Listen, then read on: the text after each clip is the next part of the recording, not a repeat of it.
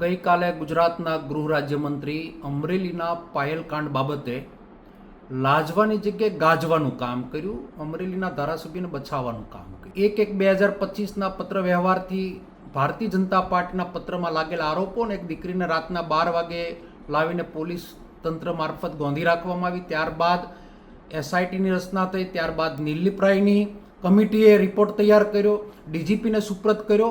ન્યાય નથી અપાવી શક્યા. પણ છોરનો ભાઈ માછિયાઈશ્વર ગૃહમંત્રી લાજવાની જગ્યાએ ગાજી રહ્યા છે અને અમરેલીના ધારાસભ્યને ષડયંત્રમાં ફસાવાની વિધાનસભામાં વાત કરો છો.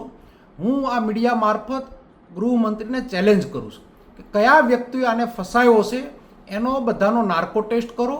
પત્ર વ્યવહારની અંદર લાગેલા આરોપ હાચા હતા કે ખોટા એ ગુજરાતની અંદર શ્વેતપત્ર બહાર પાડી આપ ગુજરાતની જનતાને જાણકારી આપો.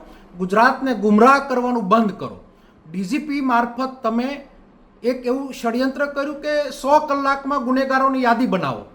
અરે ભલા માણસ, આજે 30 વર્ષથી તમારું શાસન છે, તમે ગૃહમંત્રી છો, 100 કલાકમાં યાદી બનાવવાની વાતો કરો છો, છૂટકિયાઓને પકડીને સજા આપો છો. મોટા મગરમચ્છો ખુલ્લેઆમ ફરે છે, અમરેલીની અંદર પણ ગુનેગારો ખુલ્લેઆમ ફરે છે અને તમે વિધાનસભા મારફત અમરેલીની એક પીડિત દીકરીને ન્યાય અપાવવાની જગ્યાએ અન્યાય કરી રહ્યા છો અને તમારા સાઠા બનેલા ધારાસભ્યને બસાવી રહ્યા છો.